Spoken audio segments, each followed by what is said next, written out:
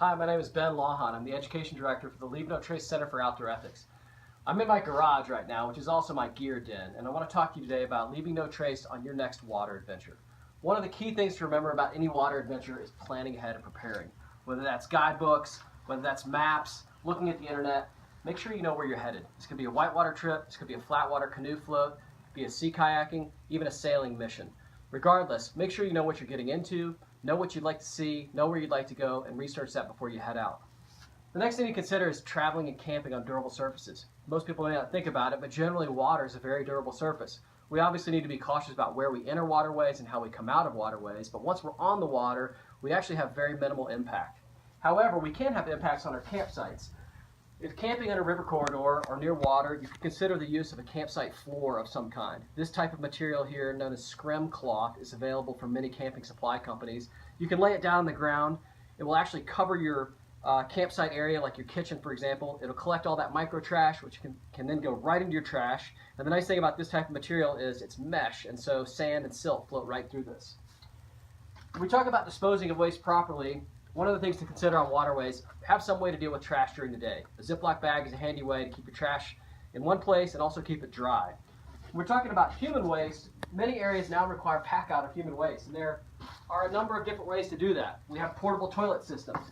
This one, for example, uses a bag type system. You always want to have hand sanitizer to stay clean when doing any kind of use of the restroom in the backwoods or in the back country. This type of toilet is very easy to use.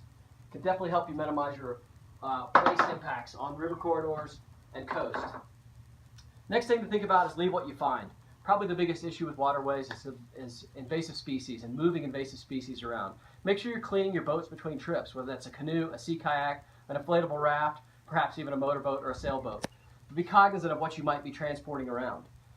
Next thing we think about is campfires. Many places require the use of a fire pan. You could use an old hubcap like this that has a small lip for a very small fire, or you could use something like this. It's a commercially available, commercially made stainless steel fire pan. Regardless of what you use, you want to elevate your fire pan on 3, maybe 4 rocks, and it keeps that heat off of the soil below that. Another thing to think about is the use of stoves on trips.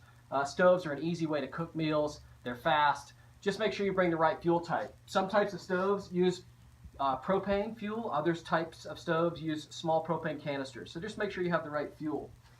Another thing to consider when we're talking about leave no trace is being respectful of wildlife. Storing your food properly.